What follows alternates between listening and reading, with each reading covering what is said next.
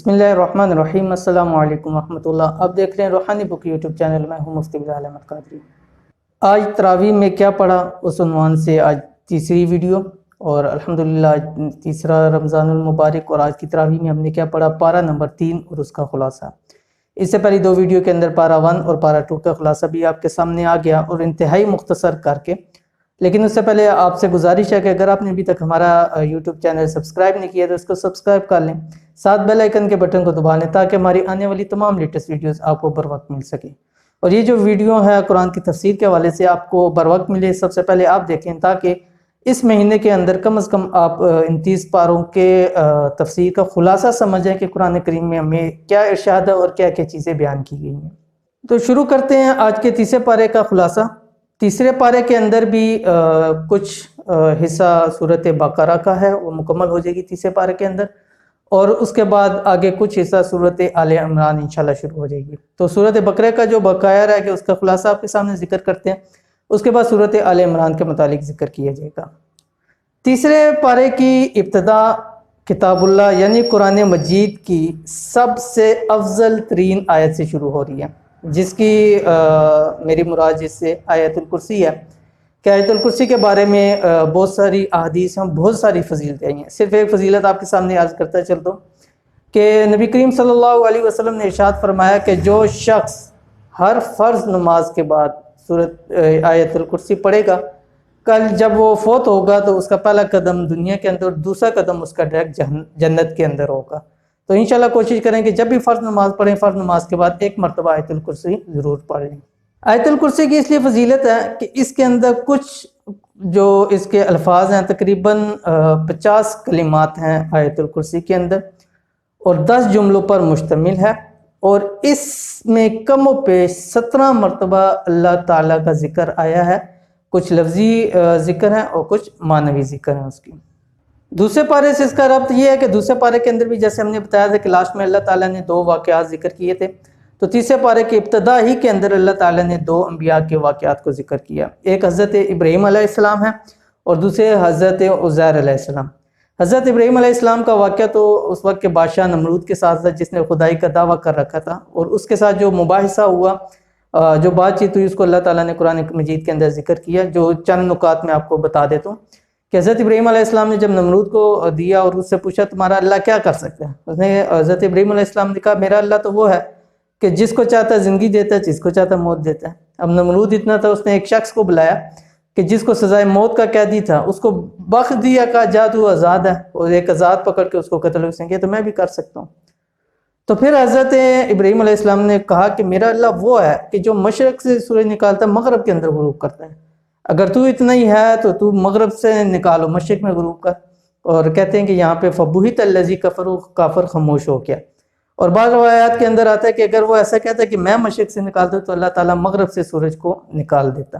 لیکن وہ ظاہر بات ہے جو بھی کفر کے اندر ہوتے ہیں ان کی عقلوں پہ ویسے ہی پردہ پڑا ہوا ہوتا ہے، تو اتنی سی بات اس شخص کو سمجھ میں نہ آئی۔ اس کے بعد جو اللہ تعالیٰ سے انہوں نے کیا کہ مردے کو کیسے زندہ ہوگا، وہ ایک واقعہ ذکر کیا۔ اس کے بعد حضرت عزیر علیہ السلام کا واقعہ ہے۔ حضرت عزیر علیہ السلام نے ایک بستی سے گزرے جو بالکل تباہ حال شدہ تھی، بالکل ٹوٹ پھوٹ کا شکار ہو سکی، ختم ہو چکا تھا۔ تو انہوں نے دل میں سوچا کہ یہ ایسی تباہ حال بستی ہے، اب یہ کیسے آباد ہوگی دوبارہ؟ تو اللہ تعالیٰ نے حضرت عزیر علیہ السلام کو ہی 100 سال کے لیے ان کو سلا دیا، موت کی وادی کے چلے گئے، اور 100 سال بعد اللہ تعالیٰ نے ان کو زندہ کیا، تو جس طرح وہ شہر آباد تھا۔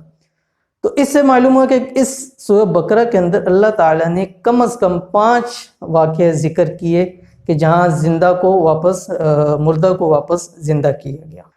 اس کے بعد آگے صدقے سے متعلق ذکر کیا گیا، اس صدقے کے بارے میں بتلایا کہ اگر صدقہ دینا ہے تو خلوص نیت کے ساتھ دیا جائے، صدقہ دکھلاوے کے لیے صدقہ نہ دیا جائے، اور اگر صدقہ کسی کو دینا ہے تو اس کی دل آزاری کر کے صدقہ نہ دیا جائے۔ دل آزاری کرنے سے بہتر ہے کہ صدقہ ہی نہ دیا جائے۔ اور آگے فرمایا کہ پھر اس کی مثال دی کہ جو ایک شخص خلوص نیت سے صدقہ دیتا ہے، اس کی مثال ایسی ہے کہ ایک کسان ہے، اس نے زمین کو بویا، اس کے اندر ایک بیج ڈالا، اب اس بیج سے 7 بالیاں اس کی نکل آئیں، اور ہر بالی کے اندر 100 دانے لگ گئے۔ تو اس کو ایک دانہ اس نے زمین کو دیا، زمین نے اس کو 100 دانے سینکڑوں دانے نکال کر دیے۔ یہ ہے جو خلوص نیت کے ساتھ 1 روپیہ اللہ کے راستے میں صدقہ کرتا ہے۔ اور جو شخص دکھلاوے کے لیے صدقہ کرتا ہے اس کی قرآن مجید کے اندر مثال دی کہ وہ شخص ایسا ہے کہ جو اس نے چٹیل میں دیکھی چٹان، اس میں تھوڑی سی مٹی دیکھی تو اس میں فوراً اس نے بیج بو دیا کہ تیز آندھی یا بارش آئے گی تو وہ سب کچھ بہا کے لے جائے گی۔ یعنی دکھلاوے کے صدقے کا کوئی فائدہ نہیں ہوتا۔ اگر دینا ہے خلوص نیت کے ساتھ دیا جائے۔ صدقے کے ساتھ آگے ربا کا، سود کا ذکر کر دیا اور سود کے بارے میں فرما دیا، اور سود والے شخص کو اس شخص کے ساتھ تشبیہ دی جس کو جنات پڑ گئے ہوں، شیاطین پڑ گئے ہوں اور پاگلوں والی حرکتیں کرنے لگ پڑے کہ لوگ اس کو کہیں دیکھیں اس کو جن پڑ گئے ہیں، شیطان اس کو پڑ گیا، پاگلوں جیسی حرکت کرتا ہے۔ اور روایات کے اندر آتا ہے جب سود خور مرے گا، قیامت کے دن جب اٹھایا جائے گا تو اس وقت بھی یہ پاگلوں جیسی حالت کے اندر اٹھایا جائے گا۔ اور اس صورت کے اندر اس جگہ پہ یہاں پر اللہ تعالیٰ نے سود خور کے بارے میں بہت سخت الفاظ میں مذمت کی اور اس کا پورا قصہ ختم کر دیا اور فرمایا اگر تم مومن ہو، اللہ تعالیٰ نے ارشاد فرمایا اگر تم مومن ہو تو اس کو چھوڑ دو، اگر ایسا نہ کیا تو اللہ اور اس کے رسول کے ساتھ جنگ ہے۔ اب اللہ اور اس کے رسول کی علاوہ ساری کائنات اللہ کی، اور جو ہم کھا رہے نبی کریم صلی اللہ علیہ وسلم کے صدقے سے، تو اگر اللہ اور رسول کے ساتھ جنگ ہوگی تو ہم کہاں جائیں گے؟ ٹھیک ہے، تو اس لیے سود خور سے بچنا چاہیے۔ اور سود کیا ہے اس کے بارے میں انشاءاللہ کسی ٹائم مفصل تفصیل کے ساتھ ویڈیو بنائیں گے تاکہ تمام لوگوں کو اس کی سمجھ آ سکے۔ اس کے بعد آگے جو سورہ بقرہ، ایک تو سب سے بڑی سورت ہونے کا اعزاز ہے، اور اسی طرح جو اگلی آیت آ رہی ہے اس کو تمام آیتوں سے بڑی آیت ہونے کا اعزاز اصل ہے۔ وہ کیسے کہ اس کے اندر اللہ تعالیٰ نے دین، تجارت، معاملات کے اندر کھل کر اس کے اندر واضح بیان کر دیا، اور یعنی کہ یہ اتنی اہم چیز ہے کہ اس آیت کو سب سے بڑا کر دیا۔ اور قرآن کریم کی سب سے بڑی آیت ہے جس کے اندر ہمارے معاشرتی مسائل کو اجاگر کیا، اور جتنے معاملات ہیں جو لین دین کے، پیسوں کے ہیں، نقدی کے ہیں، ان کو ذکر کر دیا۔ ان کے اندر 4 چیزیں خصوصی طور پر ذکر کر دی۔ پہلی کہ اگر ادھار کا معاملہ کرنا ہے تو دستاویزات کر لیں، اس کو لکھ لیے جائیں۔ دوسرا کہ جو بھی ادھار کا معاملہ ہو اس کی ایک تاریخ معین رکھ دی جائے تاکہ کوئی ابہام پیدا نہ ہو۔ تیسرا یہ کہ اگر نقدی نہیں ہے تو کوئی چیز رہن رکھ کے بھی قرضہ حاصل کیا جا سکتا ہے۔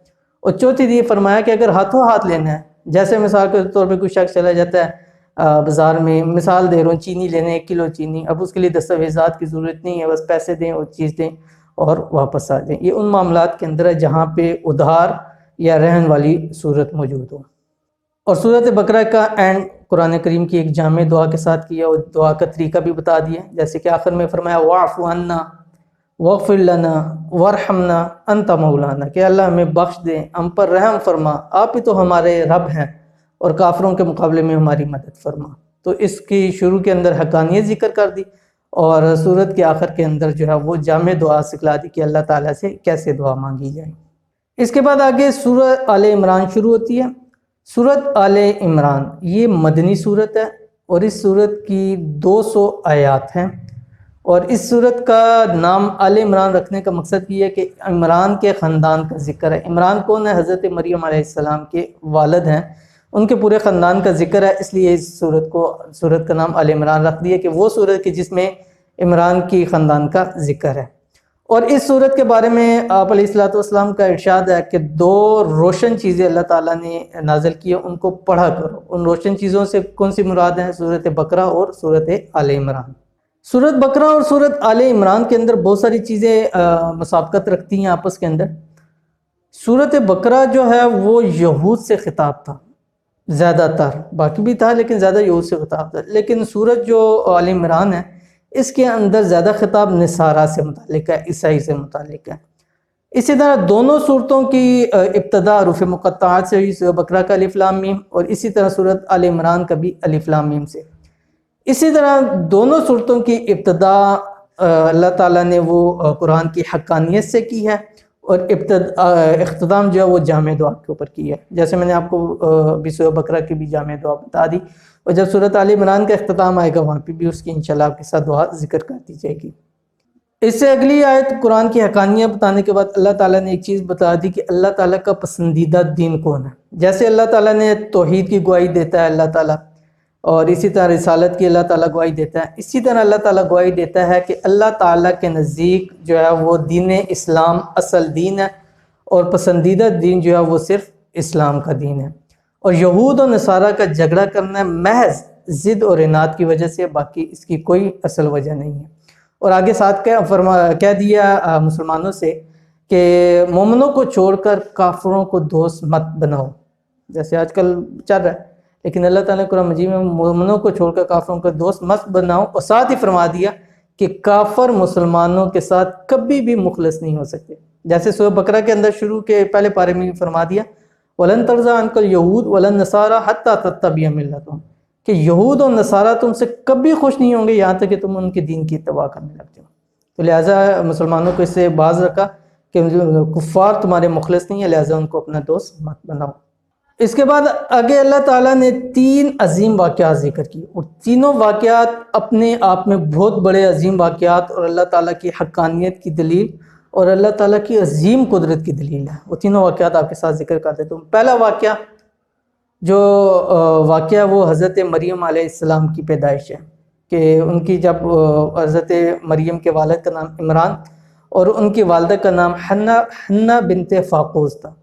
ایک دن وہ بیٹھی ہوئی، انہوں نے چڑیا کا ایک گھونسلہ دیکھا جہاں اس کا بچہ تھا، وہ اس کو دانہ چگا رہی تھی، تو دل میں خواہش ہوئی تھی کہ میرا بھی ایسا کوئی اولاد ہو۔ اللہ تعالیٰ سے دعا کی اور ساتھ نظر مانی کہ یا اللہ اگر تو نے مجھے اولاد دی تو میں اس کو بیت المقدس کے لیے وقف کر دوں گی۔ اب اس وقت کا یہ اصول تھا کہ صرف لڑکوں کو ہی بیت المقدس کی اس کے خادمین میں قبول کیا جاتا تھا، لیکن اللہ تعالیٰ نے حضرت مریم علیہ السلام کو وہاں پر چن لیا ان کے لیے۔ اب ان کی پیدائش ہوئی اور ان کے والد حضرت عمران کی بھی وفات ہوگی۔ اب ان کو جب بیت المقدس بھیجا گیا تو وہاں پہ حضرت زکریا علیہ السلام جو اللہ کے برگزیدہ پیغمبروں میں سے ہیں، ان کی کفالت میں حضرت مریم علیہ السلام آئی۔ اب ان کو ایک کمرے میں رکھ کے چلے جاتے حضرت زکریا علیہ السلام، جب واپس آتے تو دیکھتے کہ قسم قسم کے کھانے اور بغیر جو موسمی پھل وہاں موجود ہوتے۔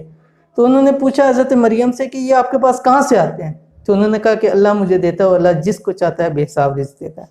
اب جب حضرت زکریا علیہ السلام نے اس چیز کو دیکھا تو فوراً دل میں ایک تمنا پیدا ہوگی اور فوراً دعا کی یا اللہ مجھے بھی اولاد عطا فرما۔ حالانکہ اس وقت حضرت زکریا علیہ السلام کی عمر بھی 100 سال ہو چکی تھی، ان کی بیوی کی بھی 100 سال تک ہو چکی تھی اور قوت بھی نہیں تھی، ضعیف بھی تھے، لیکن جب دیکھا کہ جو اللہ بے موسمی پھل دے سکتا ہے اس کے لیے اولاد دینی کیا بات ہے، تو اللہ تعالیٰ نے ان کی دعا کو بھی قبول فرما لیا اور ایک بیٹا جو حضرت یحییٰ علیہ السلام کو اللہ تعالیٰ نے ان کا بیٹا بنا کر دنیا کے اندر آئے اور وہ آگے چل کے نبی بنے۔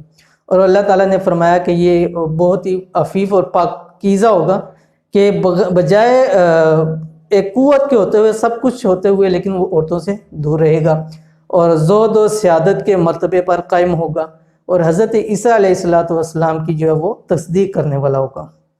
اب یہ 2 واقعات ذکر ہو گئے۔ پہلا واقعہ ہے کہ حضرت مریم علیہ السلام کو جو ہے بے موسمی پھل دیے، ایک عجیب واقعہ ہے۔ دوسرا واقعہ کہ حضرت زکریا علیہ السلام کو 100 سال کی عمر، یعنی ایسے جب بالکل امید ختم، بانجھ ہو جاتا ہے، سب کچھ ختم ہو چکا ہے، اس وقت اللہ تعالیٰ نے اولاد دی۔ اب تیسرا اس سے بھی بڑا اور اونچا اللہ تعالیٰ نے عظیم واقعہ ذکر کیا، وہ کیا؟ حضرت عیسیٰ علیہ السلام کی پیدائش بغیر باپ کے۔ حضرت مریم علیہ السلام کو جب بچے کی خوشخبری دی گئی اور فرمایا کہ اللہ تعالیٰ تمہیں بیٹا عطا کریں گے تو فوراً چونک اٹھی اور کہا کہ کیسے ہو سکتا ہے اللہ، مجھے تو کسی انسان نے ہاتھ نہیں لگایا۔ تو فرمایا کہ تیرے رب کے صرف کن کی وجہ سے، وہ کن کہتا ہے فیکون تو ہو جاتا ہے۔ اب اتنے سارے یہود کے سامنے معجزات ہوئے، اتنے بڑے بڑے معجزات، لیکن پھر بھی یہود ضد اناد میں رہے اور حضرت عیسیٰ علیہ السلام کو قتل کرنے کے ڈر پر ہو گئے۔ اور یہود کا آج تک یہی ماننا ہے، انہوں نے کہا کہ ہم نے حضرت عیسیٰ علیہ السلام کو جو ہے قتل کر دیا تھا، سولی پہ لٹکا دیا تھا، اور اس کے برعکس عیسائی کا بھی یہی موقف ہے کہ واقعتاً ان کو سولی دے دی گئی تھی، لیکن 3 دن قبر میں رہنے کے بعد ان کو واپس عرش پر اٹھا لیا گیا۔ لیکن ہمارا عقیدہ مسلمانوں کا اور قرآن کا عقیدہ یہی ہے کہ ان کو سولی پر نہیں دی گئی تھی، اللہ تعالیٰ نے ان کو عرش پر اٹھا لیا تھا زندہ۔ اور انشاءاللہ العزیز قرب قیامت کے اندر حضرت عیسیٰ علیہ السلام پھر واپس تشریف لے کے آئیں گے اور یہاں پہ آگے دجال سے مقابلہ کریں گے، اس کو شکست دیں گے، اس کے بعد اپنی زندگی گزار کر طبعی موت جو ہے وہ مریں گے۔ تو مسلمانوں کا عقیدہ یہی ہے کہ ان کو سولی نہیں دی گئی تھی، لیکن یہود کہتے ہیں سولی دی گئی، عیسائی بھی مانتے لیکن وہ کہتے ہیں پھر 3 دن بعد جو ہے وہ عرش معلیٰ پر ان کو اٹھا لیا گیا تھا۔ آخر کے اندر، اس پارے کے آخر کے اندر سب کو ایک متفق ہونے کی دعوت دی اور کہا کہ ایک کلمے پر سب آ جاؤ۔ کلمہ کیا ہے؟ لا الہ الا اللہ، کہ اس کلمے کے اوپر آ جاؤ اور تمہارا جو ہے وہ دنیا بھی سنور جائے گی، آخرت بھی سنور جائے گی۔ اور آخر میں اللہ تعالیٰ نے یہ بھی بتلا دیا کہ ہم نے تمام انبیاء سے عہد لیا ہوا تھا حضور صلی اللہ علیہ وسلم کی بعثت کے بارے میں، کہ جب اللہ تعالیٰ آخری نبی حضرت محمد مصطفیٰ صلی اللہ علیہ وسلم کو بھیجیں گے تو اس وقت جو بھی نبی ہوگا وہ ان کی اتباع کرے گا، ان کو مانے گا، اور ساتھ یہی بتلایا تھا کہ ان کی جو قوم ہوگی وہ بھی ان کی اتباع کرے گی۔ لیکن انبیاء نے تو اس پر ایمان لایا، لیکن ان کی قومیں جو ہیں انہوں نے اس پر ایمان لایا اور اپنے عہد کو انہوں نے توڑ دیا۔ تو آخر میں فرمایا کہ ایمان اور کفر 2 ایسی ضدیں ہیں جو کبھی آپس میں ایک نہیں ہو سکتی، اور جو کفر کی حالت میں مر گیا اس کی دنیا بھی برباد ہوگی اور آخرت بھی برباد ہوگی۔ تو یہ تھی آج کی ہماری تیسرے پارے کا کچھ مختصر اور جلدی کے اندر سے آپ کے سامنے پیش کر دیا خلاصہ۔ ٹائم کی بھی بڑی شارٹیج ہوتی ہے، بہت کوشش کرتا ہوں کہ اس کو مختصر کرنے کی، لیکن پھر بھی ٹائم کافی ہو جاتا ہے کیونکہ اتنے سارے واقعات اور اتنی ساری چیزیں ہیں۔ ابھی یہ سمجھ لیں کہ تیسرا پارہ ہے، اس کا میرے خیال میں 1/4 حصہ بھی یہاں پہ بیان نہیں ہوا، لیکن پھر بھی وقت کی قلت کے بعد تیسرے پارے کی کوشش کی ہے کہ پورے کا پورا اس کا خلاصہ آپ کے سامنے آ جائے۔ اگر آپ کو ویڈیو پسند آئی ہے تو لائک کر دیں اور اس کو شیئر کریں اپنے دوست احباب کے ساتھ، اور آپ کے اور بھی جاننے والے ان کو بھی لے کے آئیں تاکہ وہ بھی اس رمضان کے اندر تفسیر کو سیکھ سکیں۔ ملتے ہیں انشاءاللہ العزیز پھر کسی ایسی نیکسٹ ویڈیو کے اندر، تب تک کے لیے اجازت دیجیے، اللہ حافظ۔ Thanks for watching. Don't forget to like, subscribe and share. مزید ویڈیو دیکھنے کے لیے ہمارا چینل سبسکرائب کریں، گھنٹی کا بٹن دبائیں اور نئی ویڈیو سے باخبر رہیں۔